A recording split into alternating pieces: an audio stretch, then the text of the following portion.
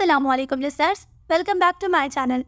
آج آپ سنیں گے ایک شارٹ کمپلیٹ ناول جس کا نام ہے پیار کی چھایا بائی سائمہ اکرم چودھری۔ 3 بیٹے، 1 بیٹی، ایک چھوٹی سی فیملی ہے اور اس میں جو والد ہے وہ بے انتہا اسٹرکٹ ہے اور ان کے کچھ اپنے ہی کمپلیکسز ہیں، تو اسی پر بیسڈ ایک کہانی ہے اور ہیپی اینڈنگ بیسڈ ہے۔ مجھے امید ہے کہ آپ کو یہ شارٹ سا ناول پسند آئے گا، تو چلیے اسٹارٹ کرتے ہیں۔ رات بھر موسم سرما کی بارش کے بعد اب صبح خاصی اجلی اور نکھری تھی۔ باہر کا موسم خاصا دل فریب اور شفاف تھا۔ آسمان کی نیلاہٹیں آنکھوں کو خیرہ کر رہی تھی۔ وہ برآمدے میں رک کر آس پاس کا جائزہ لے رہی تھی۔ نیلے آسمان سے ہوتی اس کی نظریں کچھ دیر کے لیے کاسنی بیل پر ٹھہر گئیں، جو اس کے کمرے کی کھڑکی سے گویا اندر گھسنا چاہتی تھی۔ تر و تازہ لان کی گھاس اور کیاری میں جھومتے پودوں پر پڑی شبنم کو دیکھتے ہوئے اچانک اس کی نظر اپنے گھر کے بلیک گیٹ پر پڑی تھی۔ اس کا دل دھک سے رہ گیا۔ آنکھوں پر ہاتھ کا چھجا بنا کر اس نے غور سے دیکھا۔ وہ بلا شبہ عفان ہی تھا۔ اچھے خاصے سرد موسم میں سویٹر سے بے نیاز، سرخ ناک اور پنجوں کے بل ہش ہش کر کے اسے متوجہ کرنے کی کوشش میں ہلکان ہو رہا تھا۔ گیٹ کی سلاخوں سے صرف اس کا سر نظر آ رہا تھا، حالانکہ اس کی ہائٹ اچھی خاصی تھی۔ امارہ نے مڑ کر دیوار پر لگی گھڑی کو دیکھا جو صبح کے 6 بجا رہی تھی۔ آپی، خدا کے واسطے سوچو بچار، پھر کر لیجئے گا۔ اگر ابھی باہر نکل آئے تو میرا قیمہ بنا دیں گے۔ اس کے جھنجھلا کر بولنے پر وہ فوراً گیٹ کی طرف لپکی۔ یہ کیا فضول حرکت ہے؟ کہاں سے آ رہی ہو؟ ابھی کا پتہ ہے نا، جان نکال دیں گے۔ گیٹ کھولتے ہوئے وہ خفکی سے بولی۔ پریشانی اور تشویش کے سائے اس کے چہرے پر پھیل گئے تھے۔ آپ ہی مجھے بتائیں کہ ابھی کہاں پر ہے؟ اس کے گھبرائے ہوئے لہجے پر امانہ نے گھور کر اسے دیکھا، جو فون کلر کی مسلی ہوئی شرٹ میں خاصا تھکا دکھائی دے رہا تھا اور اب پریشانی سے داخلی دروازے کی طرف دیکھ رہا تھا۔ فکر نہ کرو، وہ رات کو کسی چھاپے کی وجہ سے گھر آئے ہی نہیں اور اب کسی بھی لمحے ان کی آمد متوقع ہے۔ تھینکس گاڈ، اس نے باقاعدہ ہاتھ اٹھا کر شکر ادا کیا امارہ کی بات پر۔ شرم کرو، اپنے باپ کے بارے میں تمہارے خیالات اگر کسی اور کو پتہ چل جائیں تو وہ کیا کہے گا؟ بس یہی کہے گا کہ کسی دشمن کا باپ بھی پولیس ڈپارٹمنٹ میں نہ ہو۔ ابی کی غیر موجودگی کی اطلاع پر وہ خاصے بے فکر ہو گیا تھا اور چہرے کی رونق بھی لوٹ آئی تھی۔ تم ویسے تھے کہاں؟ رات تو سب کے ساتھ ہی ڈنر کر کے اپنے بیڈ روم میں گئے تھے نا، ابی کے سامنے؟ امارہ نے اپنے سے 2 سال چھوٹے بھائی کو خشمگین نظروں سے دیکھا۔ ہاں، گیا تو میں اپنے بیڈ روم میں ہی تھا، اور پھر 11:30 بجے اپنے ٹیرس سے اس 1 فٹ کے فاصلے کو پھلانگ کر علی کے ٹیرس پر، اور وہاں سے ہم سب دوست الحمراہ میں ڈرامہ دیکھنے چلے گئے تھے۔ کیا؟ امارہ نے چونک کر اس کی صورت دیکھی اور بے یقینی سے کچھ دیر دیکھتی رہی۔ اسے اپنے کانوں پر یقین نہیں آ رہا تھا۔ تمہارا دماغ ٹھیک ہے افی؟ وہ غصے سے بولی تو وہ کچھ جھیم سا گیا۔ کیا کرتا اپی، میرا سارا گروپ جا رہا تھا۔ علی اور ابرار تو باقاعدہ مجھے بزدل ہونے کے تانے دے رہے تھے، اور پھر ساری زندگی ابی نے ہم پر پابندیاں لگانے کے سوا اور کیا ہے؟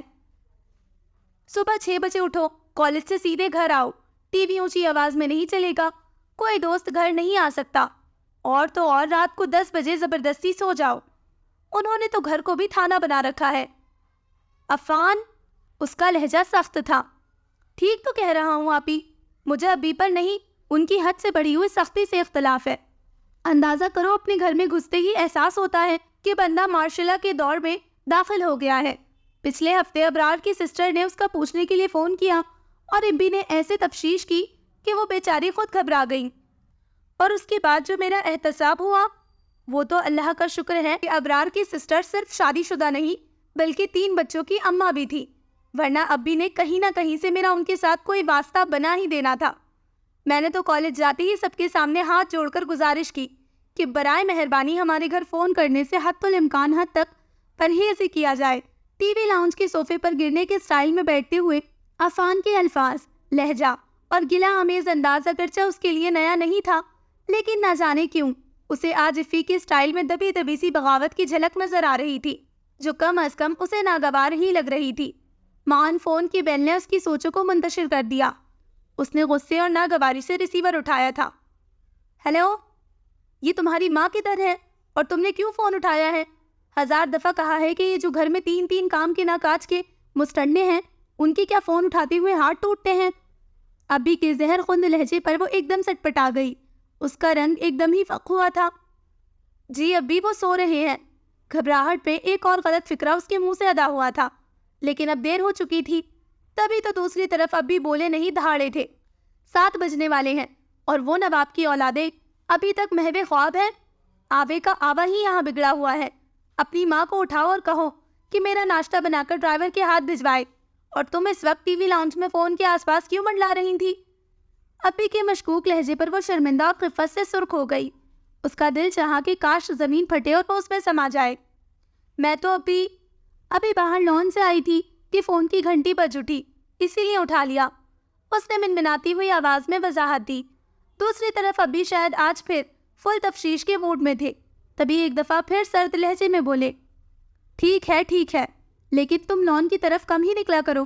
قریشی صاحب کا بیٹا جو لفنگا سا ہے اکثر ہی ٹیرس پر ٹنگا رہتا ہے۔ ابھی کی بات پر اس کا چہرہ تپ گیا۔ اس کا بے اختیار جی چاہا کہ ابھی کو بتائے کہ قریشی صاحب کا اکلوتا بیٹا اس سے کافی چھوٹا ہے، اور ویسے بھی اس کی صبح 11 بجے سے پہلے نہیں ہوتی، لیکن اسے معلوم تھا کہ اس بات کے جواب میں ایک اور تفشیش کا سامنا کرنا پڑے گا، اسی لیے تل ملا کر خاموش رہی۔ اور دوسری جانب ابھی فون بند کر چکے تھے۔ یہ کیا کہہ رہے تھے چنگیز خان؟ عفان کے شرارتی لہجے پر اس نے چونک کر اسے دیکھا، جو اب لاپرواہی سے سیب کھا رہا تھا۔ اس کے سینے سے آپ ہی گہری سانس خارج ہوئی اور اس کے ساتھ ہی وہ جیسے ہوش میں آ گئی تھی۔ کچھ نہیں۔ کیا کچھ نہیں؟ وہ ابھی کا بیٹا تھا، اتنی آسانی سے کہاں مطمئن ہو سکتا تھا؟ لیکن وہ خاصا دل برداشتہ ہو رہی تھی، تبھی تعصب بھرے انداز میں گویا ہوئی، عفان، کچھ لوگ گہرے کنویں کی طرح کیوں ہوتے ہیں جو روشنی سے عاری ہوتا ہے، اور وہاں تو سورج بھی کبھی نہیں جھانکتا ہے نا؟ وہ ایک لمحے کے لیے ٹھٹکا اور پھر سمجھا، ہاں واقعی کچھ لوگوں کا دل تنگ گلی کی طرح ہوتا ہے۔ ان کی کڑوی سوچیں اور باتیں دوسروں کی زندگیوں میں بھی کڑواہٹ گھول دیتی ہیں، اور ایسے لوگ خود ہی نہیں بلکہ ان کے ساتھ رہنے والے زیادہ تنگ ہوتے ہیں۔ خیر چھوڑے، یہ بتائیں کہ کیا کہا ہے ابی نے؟ کچھ نہیں، وہ زبردستی پھیکی سی ہنسی کے ساتھ بولی، مائی ڈیئر سسٹر، ایسا تو کبھی نہیں ہو سکتا کہ ابھی کچھ نہ کہے۔ اس دن تو سورج مغرب سے نکلے گا، اور کم از کم میری 20 سالہ زندگی میں ایسا کوئی دن نہیں۔ امی کدھر ہیں؟ وہ ادھر ادھر دیکھتے ہوئے بولا، سو رہی ہیں، ان کی طبیعت کچھ ٹھیک نہیں، رات ماموں کا فون آیا تھا۔ اور ابھی نے اٹینڈ کیا ہوگا؟ اس نے فوراً بات کاٹی۔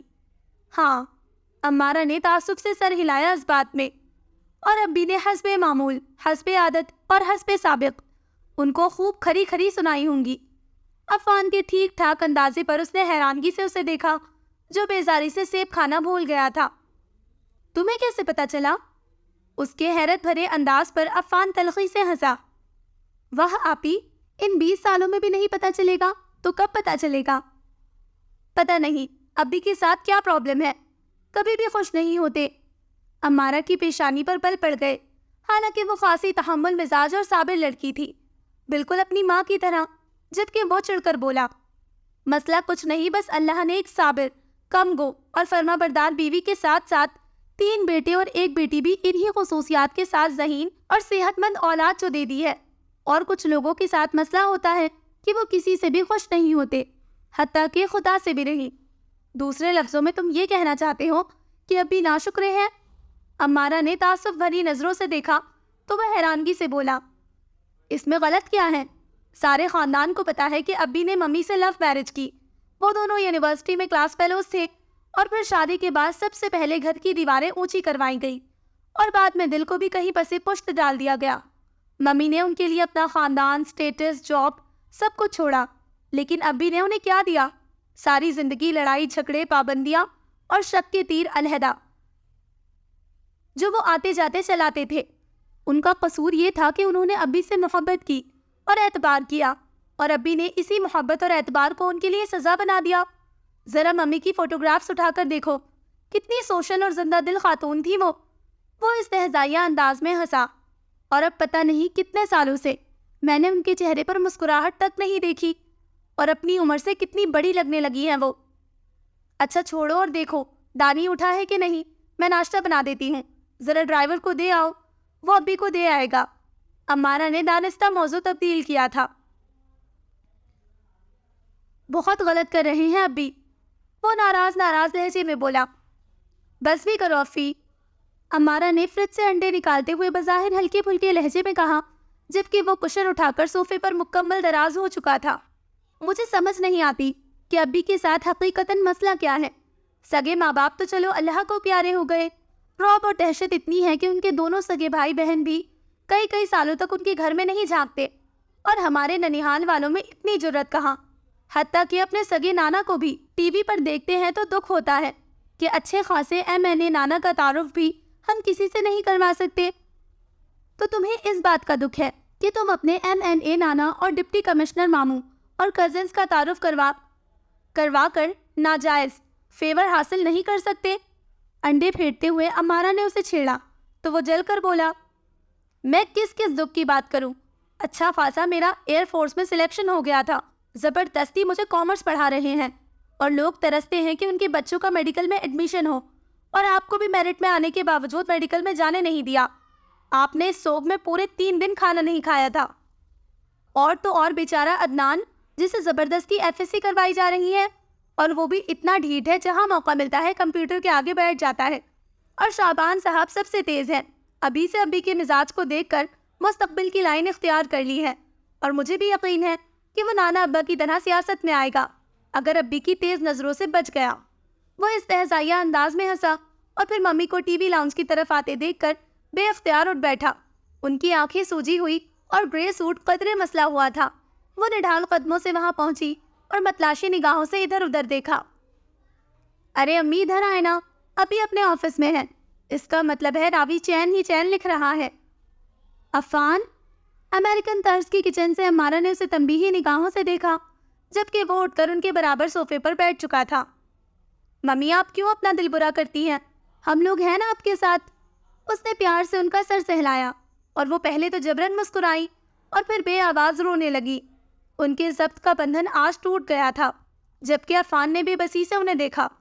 اس کا دل چاہ رہا تھا کہ وہ اپنی ماں کو کہیں دور لے جائے، جنہوں نے ساری زندگی خاموشی سے بغیر کسی گلے شکوے کی گزار دی۔ ارے ممی ماشاءاللہ 3 پٹھان بیٹوں کی ماں ہیں آپ، کیوں فکر مند ہوتی ہیں؟ بس 2 سال انتظار کر لیں، جیسے ہی میری کوئی جاب ہوئی میں خود اپنی ماں کے لیے علیحدہ گھر بنواؤں گا، اور پھر دیکھوں گا کہ ابھی کیسے بات پر اپنی کمائی اور اپنے گھر کا تانا دیتے ہیں۔ مامی نے اس کی بات پر دہل کر اس کی کندھے سے سر اٹھایا۔ ان کی آنکھیں بھیگی ہوئی تھیں۔ وہ آہستگی سے بولی، بیٹا میرا گھر تو یہی ہے، ساری زندگی یہی گزار دی، اب بڑھاپے میں کہاں جاؤں گی؟ بس تمہارے باپ سے احمد بھائی نے رات گزارش کی تھی کہ پاپا بیمار ہیں، وہ مجھے دیکھنا چاہتے ہیں، لیکن تمہارے ابی کو ابھی تک شاید اس بات کا غصہ ہے کہ ہماری شادی کے معاملے میں انہوں نے مخالفت کیوں کی۔ حالانکہ شادی کے بعد پاپا نے کئی دفعہ رابطہ کرنے کی کوشش کی، لیکن تمہارے ابی کی ناپسندیدگی کی وجہ سے خود ہی پیچھے ہٹ گئے۔ وہ خاموش ہو کر آنسو حلق سے اتارنے لگی۔ ان کے چہرے پر بے چارگی اور حزن تھا۔ عفان کچھ دیر تو خاموشی سے انہیں تکے گیا اور پھر سنجیدگی سے دریافت کیا، نانا ابا کو شادی پر کیوں اعتراض تھا؟ ممی نے گہری سانس بھر کر اسے دیکھا، جس کے شکلاً سارے نقوش اپنے باپ کے، جبکہ عادتاً ان سے بہت مختلف تھا۔ بس بیٹا سٹیٹس کا بہت زیادہ فرق تھا۔ تمہارے نانا جدی پشتی رئیس اور نامور سیاسی شخصیت، اور ان کی اولادوں میں احمد بھائی بھی اسٹیٹ کمشنر، اور پھر ہم، ایک بھائی اور 2 بہنیں تھیں۔ تمہاری خالہ ڈاکٹر اور ان کے شوہر اسٹیٹ بینکس میں تھے، اور باقی تمام کزنز بھی ویل اسٹیبلش تھے، جبکہ اس کے برعکس تمہارے دادا معمولی سے گورنمنٹ کے ملازم، اور آگے ان کے دونوں بیٹے بھی انہی کے نقش قدم پر گریڈ 15 سے آگے نہیں بڑھ سکے تھے۔ صرف تمہارے ابی ہی MA کر سکے تھے۔ بس معمولی سا 10 مرلے کا گھر تھا اور کوئی پراپرٹی نہیں۔ یہ تو شادی کے بعد انہوں نے ضد میں CSS کیا اور خوب محنت کر کے یہ گھر، گاڑی وغیرہ لی، لیکن انہیں پاپا کے الفاظ نہیں بھولتے جو شاید انہوں نے بیٹی کی محبت میں کہے تھے، اور پھر سارے والدین چاہتے ہیں کہ اپنے بچوں کے لیے بہتر سوچیں۔ انہوں نے بھی کچھ غلط تو نہیں کہا تھا، لیکن تمہارے ابی نے اسے انا کا مسئلہ بنا لیا، اور ساری زندگی خود بھی تنگ ہوئے اور مجھے بھی کیا۔ وہ بھرائی ہوئی آواز میں بولی۔ ان کے چہرے اور لہجے میں صدیوں کی تھکن تھی۔ ان کے دکھ کی اذیت امارہ اور اس نے محسوس کی تھی۔ ممی پلیز آپ یہ چائے لیں، اور افی تم اٹھو یہاں سے، صبح سے پہلے میرا اور اب امی کا سر کھا لیا ہے۔ اور آپ ہی ایک کپ چائے مجھے بھی دے۔ یہاں اتنی ثقیل گفتگو ہو رہی تھی کہ میرا بھی سر بوجھل ہو گیا ہے۔ دانی نہ جانے کب وہاں پہنچا تھا اور اب بیزاری اور سستی سے جمائیاں لے رہا تھا۔ یہ ثقیل گفتگو نہیں بلکہ تلخ حقائق ہے۔ بہرحال ممی آپ پریشان نہ ہوں، ماشاءاللہ تین جوان جہان بیٹے ہیں آپ کے۔ عفان نے بڑے مان سے اپنے بازو ان کے گرد لپیٹے۔ جی ممی، بھائی بالکل ٹھیک کہہ رہا ہے، اور ذرا میرے بھی ڈولے دیکھیں ڈولے۔ عدنان نے بازو اوپر کر کے پوز بنایا تو وہ اس کے اسٹائل پر دھیمے سے انداز میں مسکرائیں۔ امارہ نے غور سے ماں کو دیکھا۔ ان کے چہرے پر ممتا کا نور تھا، آنکھوں میں خوشی اور فخر کی چمک تھی۔ جی ممی، یہ آپ کے شیر بس ابھی کی آمد پر اپنے غاروں میں بند ہو جاتے ہیں۔ امارہ نچلا لب دانتوں تلے دبا کر مسکرائی۔ امارہ بری بات ہے، میرے بیٹوں کا مذاق مت اڑاؤ، وہ تو باپ کا احترام کرتے ہیں۔ ممی نے نرمی سے اسے گھرکا تو عفان نے ہاتھوں کی انگلیوں سے وکٹری کا نشان دکھایا تو وہ بے اختیار ہنس پڑی۔ اس دن وہ کالج سے واپس آیا تو پورچ میں ابو جی کے دہاڑنے کی آواز پر اس کا دل عجیب سے انداز میں دھڑکا۔ حالانکہ یہ کوئی نئی بات نہیں تھی، لیکن اس کے باوجود ابھی کے غصے سے ان چاروں کے ہاتھ پیر پھولنے لگتے، اور ان کی موجودگی میں تو گھر میں ویسے بھی ہو کا عالم رہتا تھا۔ سب دبے پاؤں ایک دوسرے سے نظریں چرائے پھرتے رہتے۔ وہ آہستگی سے ڈائننگ روم کے دروازے کے باہر کھڑا ہو گیا۔ مجھے لگتا ہے عفت، تمہارے بھائی کا دماغ خراب ہو گیا ہے، یہ ذہنی توازن الٹ گیا ہے۔ جو جلال خان کی بیٹی کا رشتہ مانگنے منہ اٹھا کر چلا آیا۔ ہم پٹھان ہیں پٹھان، اپنی بیٹیاں غیر ذاتوں میں نہیں دیتے۔ لیکن وہ آیا کس منہ سے تھا؟ ڈپٹی کمشنر اپنے گھر میں ہوگا، میرے گھر میں تمہارے خاندان میں سے اگر کسی نے اس نیت سے قدم رکھا تو میں ٹانگیں توڑ دوں گا اس کی۔ ٹکے ٹکے کی سیاست کرنے والے لوگ جلال خان کے گھر منہ اٹھا کر آ رہے ہیں۔ ٹی وی لانچ تک آتے ہوئے اسے سارا معاملہ سمجھ میں آ گیا تھا۔ سامنے صوفے پر ابھی ڈھیلی ڈھالی شرٹ اور ٹراؤزر میں تپے بیٹھے، اور ان کے سامنے بیٹھی امی خاصی سہمی اور ہراساں تھی، جبکہ کچن میں فریج کے پاس کھڑی امارہ کے چہرے پر بھی ہوائیاں اڑی ہوئی تھیں اور وہ متذبذب انداز میں کھڑی انگلیاں چٹکا رہی تھی۔ اس کے سلام کہنے پر ابی کی چلتی زبان ایک لمحے کو رکی اور اگلے ہی لمحے توپو کا رخ اس کی جانب مڑ گیا۔ تم کہاں سے آوارہ گھوم کر آ رہے ہو؟ عفان کا دماغ سلگ اٹھا اور سیڑھیاں چڑھتے ہوئے اس کا دایاں پاؤں اٹھا رہ گیا۔ جی کالج سے آ رہا ہوں، وہ سنبھل کر بولا۔ کالج تو 2 بجے آف ہو جاتا ہے اور اس وقت 3:30 ہو رہے ہیں۔ مجھے بے وقوف مت سمجھو، ہر روز تمہارے جیسے پتہ نہیں کتنوں سے نبٹتا ہوں میں۔ اس کا دل بے اختیار چاہا کہ پٹاخ سے جواب دے کہ یہ گھر ہے، تھانہ نہیں، لیکن ممی کی گھبرائی ہوئی شکل دیکھ کر ایک بے بسی کا احساس اس کے اندر جاگا۔ ابھی میں نے کالج کے بعد اکیڈمی جوائن کی ہے، 1 گھنٹہ وہاں لگ جاتا ہے۔ اس کی وضاحت پر بھی ان کے ماتھے کے بل ہلکے نہیں ہوئے تھے۔ بی کام کے بعد کیا ارادے ہیں نواب صاحب کے؟ ان کے طنزیہ لہجے پر اس کا دماغ جیسے معاف ہوا جا رہا تھا۔ ایم کام میں ایڈمیشن کا ارادہ ہے، گرل مضبوطی سے تھامتے ہوئے اس نے جواب دیا۔ کوئی ضرورت نہیں ہے، سیدھے ایم بی اے میں ایڈمیشن لو، عقل تو تم سب کی گھاس چڑھنے گئی ہے۔ بے وقوف عورت کی بے وقوف اولاد، کبھی ڈھنگ کا فیصلہ نہ کرنا۔ ابے کے زہر اگلتے لہجے پر ممی نے بے ساختہ نظریں چرائیں، جبکہ وہ ممی کی ہراساں نگاہوں سے نظریں چرا کر غصے سے سیڑھیاں چڑھنے لگا۔ کم عقل، بے وقوف اور جاہل کے جاہل ہے، سب پورے کے پورے ننہال پر چلے گئے ہیں۔ ابے کے ایک اور سلگتے جملے نے اس کا تعاقب کیا تھا۔ کمرے میں پہنچ کر اس نے غصے سے دروازہ بند کیا، ہاتھ میں پکڑی فائل بیڈ پر پھینکی اور سخت سردی میں بھی پنکھا فل سپیڈ میں چلا کر لمبے لمبے سانس بھرنے لگا۔ اس کی پیشانی شکن آلود اور چہرے پر ہر درجہ سنجیدگی تھی۔ اس نے سختی سے ہونٹ بھیجے ہوئے تھے۔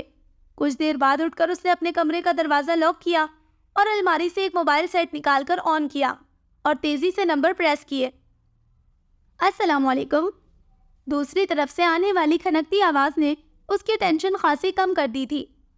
کیسے ہو جیمز بانڈ؟ دوسری جانب سے بڑی بے تکلفی سے پوچھا گیا تھا۔ بہت برا، اس کے سنجیدہ جواب پر بڑا کھنکتا ہوا قہقہا اس کی سماعتوں سے ٹکرایا۔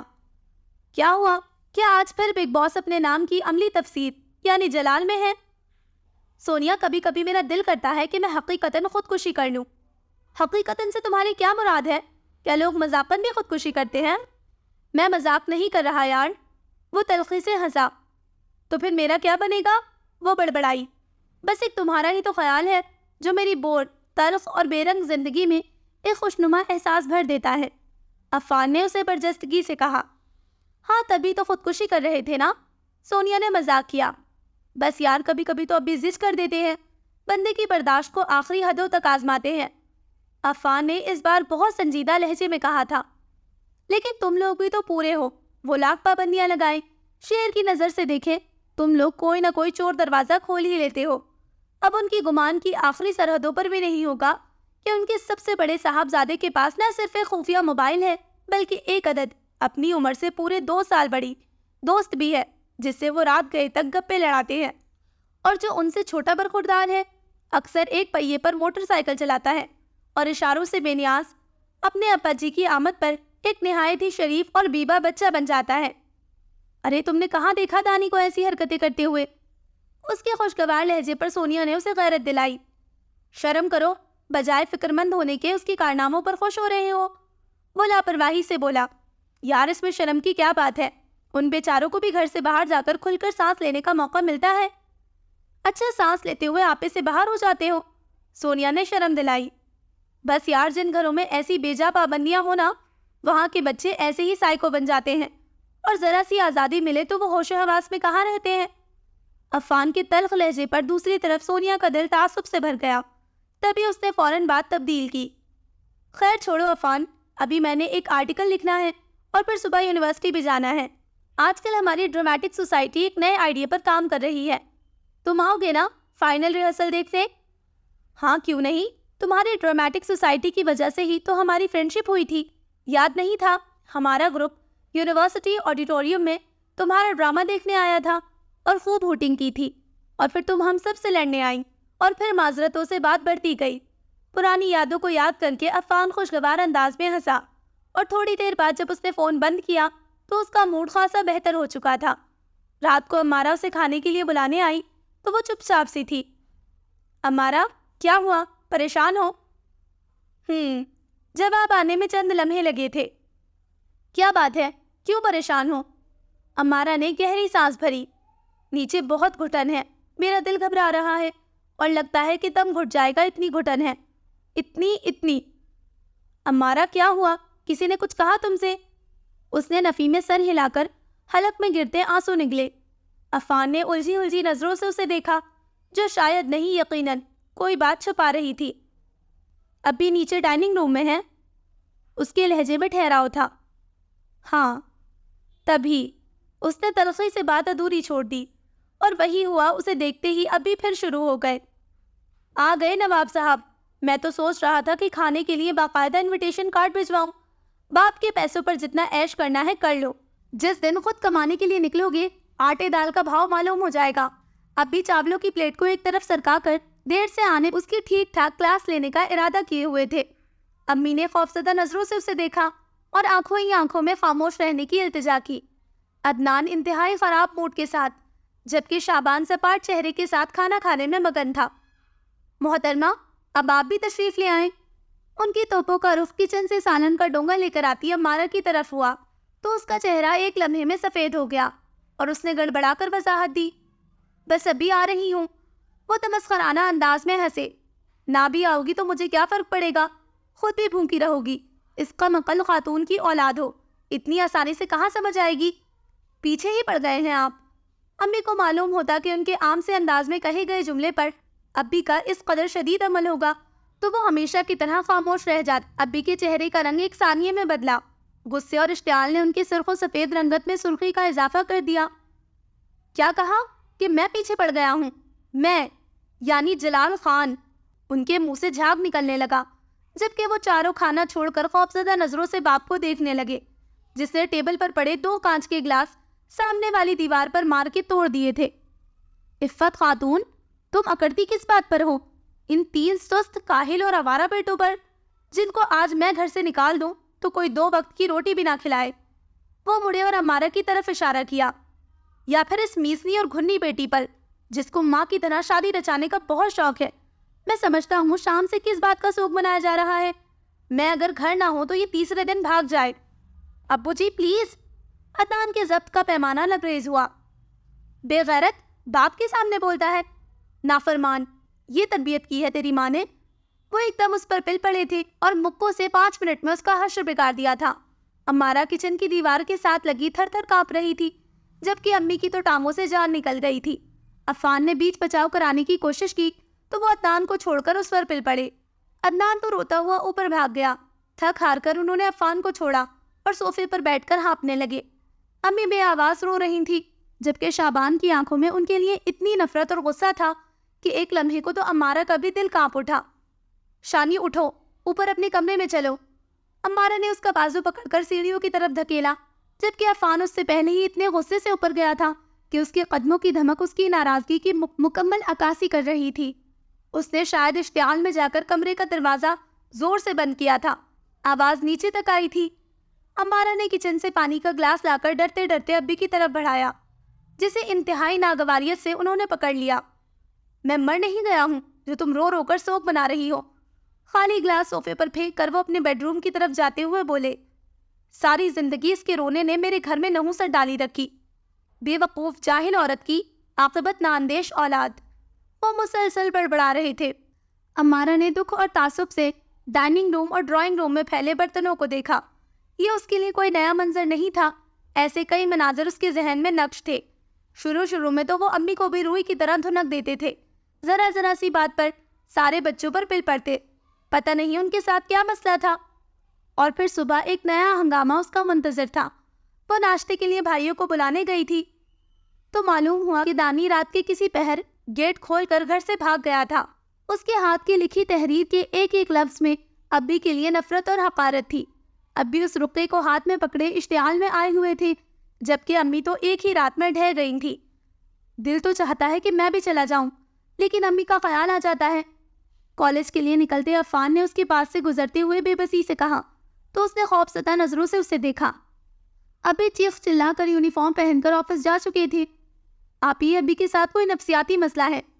16 سالہ شعبان کے منہ سے نکلنے والے جملے نے امارہ کو ہکا بکا کر دیا تھا۔ کہ کیا مطلب؟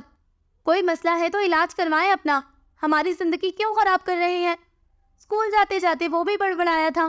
ابی سب کو سختی سے منع کر کے گئے تھے کہ کوئی چھٹی نہیں کرے گا اور اس نافرمان کو ڈھونڈنے کی بھی ضرورت نہیں، لیکن امارہ کا دل نہ چاہا کہ وہ ماں کو ایسی حالت میں چھوڑ کر کالج چلی جائے۔ 3 دن گزر گئے تھے اور عدنان کا کہیں پتہ نہ تھا، جبکہ ابی بڑے مطمئن تھے۔ ان کے لہجے اور لفظوں میں کہیں بھی بیٹے کی گمشدگی کے لیے کوئی فکر مندی نہ تھی۔ وہ آرام سے آفس جاتے اور آ جاتے۔ عدنان کے ذکر کو کبھی بھی انہوں نے ڈسکس نہیں کیا تھا، اور آج کل خلاف عادت وہ خاموش تھے، اور اللہ جانے یہ خاموشی کس طوفان کا پیش خیمہ تھی۔ اس دن ابی شہر سے باہر گئے تھے، جب اچانک عفان نے آ کر امی کو تسلی دی کہ عدنان نانوں کے گھر ہے، بلکہ بہت خوش ہے۔ وہ اس سے مل کر آیا تھا، اور امی بار بار بے چینی اور بےتابی سے پوچھ رہی تھی۔ امارہ نے کافی عرصے کے بعد ان کے چہرے پر اطمینان کے رنگ دیکھے تھے۔ وہ بہت خوش اور آسودہ ہے، نانا اس کا ICS میں ایڈمیشن کروا رہے ہیں اور کمپیوٹر بھی لے کر دیا ہے اسے۔ بیٹا اس سے کہنا کہ ماں اسے یاد نہیں آتی، انہوں نے بہت آس سے پوچھا۔ امی جو سچ بات ہے وہ یہ ہے کہ وہ ابھی سے بہت بدظن ہے۔ وہ مجھے بار بار کہہ رہا تھا کہ اس کا اس جہنم میں واپس آنے کا کوئی ارادہ نہیں۔ امی بے بسی سے سرد آہ بھر کر رہ گئی۔ ان سب کے وہم و گمان میں بھی نہیں تھا کہ زندگی کے اس رخ کا بھی کبھی ان کو سامنا کرنا پڑے گا۔ اب بھی گھر سے گئے تو صحیح سلامت تھے، لیکن ڈاکوؤں کے ساتھ ہونے والے پولیس مقابلے میں گولیاں ان کی ٹانگوں پر لگی تھیں، اور زہر کے پھیلنے کی وجہ سے ڈاکٹروں کو ان کی زندگی بچانے کے لیے ٹانگیں کاٹنا پڑی۔ لیکن صحیح سلامت اور صحت مند ابی کے لیے اس حقیقت کو قبول کرنا آسان نہیں تھا۔ پہلے کچھ دن تو وہ خوب چیخے چلائے اور پھر بالکل خاموش ہو گئے۔ زندگی کے سب رنگ مختلف ہو گئے تھے۔ امی ان حالات میں نہ جانے کیسے حوصلہ مند ہو گئی تھی۔ عفان نے بہت ذمہ داری سے ہسپتال میں ان کو سنبھالا تھا۔ شعبان بھی بالکل خاموش ہو گیا تھا، اور جس دن ابی کو ویل چیئر پر گھر لے کر آئے تھے تو وہ گیٹ پر ہی پھوٹ پھوٹ کر رو پڑے۔ امارہ کے دل کو کچھ ہوا تھا۔ اس نے تو ابی کو ہمیشہ گرجتے برستے ہی دیکھا تھا۔ ان کو بے بسی کی حالت میں اس طرح دیکھنا اس کے لیے بہت اذیت ناک تھا۔ عفان نے کالج چھوڑ دیا تھا۔ نانو کی کوششوں سے اسے ایک فارم میں اچھی جاب مل گئی تھی۔ جس دن ابی کو معلوم ہوا، انہوں نے کمرے سے باہر نکلنا ہی چھوڑ دیا۔ وہ سارا دن کمرے کی لائٹ بند کر کے خاموش پڑے رہتے۔ جس دن عدنان نے ڈرتے ڈرتے ان کے کمرے میں قدم رکھا، وہ ویل چیئر کے پاس جا کر بیٹھ گیا اور پھوٹ پھوٹ کر رونے لگا۔ ابھی بھی بے آواز روتے رہے۔ ابھی خدا کی قسم میں نے ایسا تو نہیں چاہا تھا۔ وہ روتے روتے معافی مانگ رہا تھا۔ عمارہ اور عفان کو اپنی آنکھوں پر یقین نہیں آ رہا تھا۔ ابے انتہائی شفقت سے اس کے بالوں میں ہاتھ پھیر رہے تھے، اور ان دونوں کو یاد کرنے پر بھی ایسا کوئی منظر یاد نہیں آیا تھا جس میں ابی نے پدرانہ شفقت کا ایسا مظاہرہ کیا ہو۔ امی جان بھی بے بسی سے بے آواز آنسو بہا رہی تھی۔ وہ تینوں ابی کا سایہ بن گئے تھے۔ عفان دفتر سے آنے کے بعد ان کے پاس بیٹھتا، جبکہ عدنان اور شعبان کالج سے واپسی کا سارا ٹائم ان کو دیتے، اور شعبان تو باقاعدہ روز ان کو قریبی پارک میں لے کر جاتا۔ وہ بہت بدل چکے تھے، اور اس کا اظہار ان کے رویے سے ہوتا تھا۔ وہ بہت کم گو ہو گئے تھے، اور بات بات پر بھڑک جانے کی عادت بھی ختم ہو گئی تھی۔ اس دن اتوار تھا۔ گھر کے کاموں سے فراغت پا کر وہ خاموشی سے ٹی وی لاؤنج پہ آ بیٹھی۔ عفان، عدنان اور شعبان ابھی تک سو رہے تھے، جبکہ امی شانی کی شرٹ پر بٹن ٹاک رہی تھی۔ جب ویل چیئر کو گھسیٹتے ہوئے ابھی وہیں آ گئے، وہ فوراً اٹھ کھڑی ہوئی۔ ابھی مجھے بتا دیتے، میں لے آتی۔ وہ عجیب سے انداز میں مسکرائے۔ ابھی ٹی وی لگا دوں؟ اس نے فکر مندی سے پوچھا، تو انہوں نے فوراً نفی میں سر ہلا دیا۔ ابھی چائے پینے کا موڈ تو نہیں؟ اس نے ڈرتے ڈرتے پوچھا۔ تمہارا موڈ ہے؟ انہوں نے آہستگی سے دریافت کیا۔ اس نے دھیرے سے اس بات میں سر ہلا دیا۔ پھر بنا لو، دونوں باپ بیٹی مل کر پئیں گے۔ سوئی ایک دم امی کی انگلی میں چپ گئی۔ انہوں نے حیرانگی سے ابی کو دیکھا، جو سائڈ ٹیبل سے اخبار اٹھا کر اس میں مگن تھے۔ وہ چائے بنا کر لائی تو کشن اٹھا کر ابی کے پاس کارپیٹ پر بیٹھ گئی۔ اسی دوران آنکھیں ملتا ہوا شایان اندر داخل ہوا۔ ابی اس کی طرف دیکھ کر مسکرائے۔ میرا شیر اٹھ گیا ہے۔ وہ کھل کر مسکرایا، اور پیچھے سے آ کر ابی کے گلے میں بازو ڈال دیے۔ عمارہ کا سانس رک گیا۔ پہلے منہ دھو کر برش کر کے آؤ، پھر باپ کے ساتھ لاڈ کرنا۔ امی نے فوراً ڈانٹا، جبکہ وہ جو سب سے چھوٹا اور امی کا بھی لاڈلا تھا، زبردستی باپ کی محبت اور توجہ کھینچنے میں کامیاب ہو گیا تھا۔ ابی، بھلا شیروں نے بھی اپنے منہ دھوئے ہیں؟ وہ شرارتاً بولا۔ اس کے بازو ابھی تک ابی کے گلے میں تھے۔ اندر آتے عدنان اور عفان کے لیے یہ منظر خاص انوکھا اور دلچسپ تھا۔ ابی خاموشی سے مسکرا رہے تھے، جبکہ امی جان کے اندر کی سرشاری اور طمانت ان کے چہرے سے ظاہر ہو رہی تھی۔ بتائیں نا ابی، بھلا شیروں نے کبھی منہ دھوئے ہیں؟ شعبان آج مکمل لاڈ اٹھوانے کے موڈ پہ تھا، جبکہ وہ ہنوز مسکرا رہے تھے۔ ابی رات نانا اور ماموں آنے کا کہہ رہے تھے۔ عفان نے کچھ جھجکتے ہوئے کہا، ہاں بلا لو، لیکن ان سے کہنا کہ فہد کو ساتھ لانے کی ضرورت نہیں۔ ہمارے خاندان میں داماد شادی سے پہلے بلا ضرورت سسرال کے چکر نہیں کاٹتے۔ انہوں نے بہت عرصے بعد ایک طویل جملہ بولا تھا۔ امی نے خوشگوار حیرت سے انہیں دیکھا، جو شعبان کے ہاتھوں پر پیار کرنے میں مگن تھے۔ اتنی حیرانگی سے کیوں دیکھ رہی ہو؟ وہ لاپرواہی سے بولے۔ سوچ رہی ہوں کہ خواب ہے یا حقیقت، عفت بیگم دھیرے سے بولی۔ یہ وقت بہت ظالم ہے، اچھے اچھوں کے دماغ ٹھکانے لگا دیتا ہے۔ میں سوچتا ہوں کہ انسان کتنا ناشکرا ہے، اللہ کی نعمتوں کا شکر ادا نہیں کرتا، اور اس بات کو اچھی طرح جانتا ہے کہ بیوی اور اولاد کے بارے میں جب اللہ سوال کرے گا تو وہ کیا جواب دے گا۔ مجھے وہ حدیث یاد آتی ہے، جو دوسروں پر رحم نہیں کرتا اللہ اس پر رحم نہیں کرتا، اور دعا کرو کہ میرا اللہ مجھ سے راضی ہو جائے اور مجھ پر رحم کر لے۔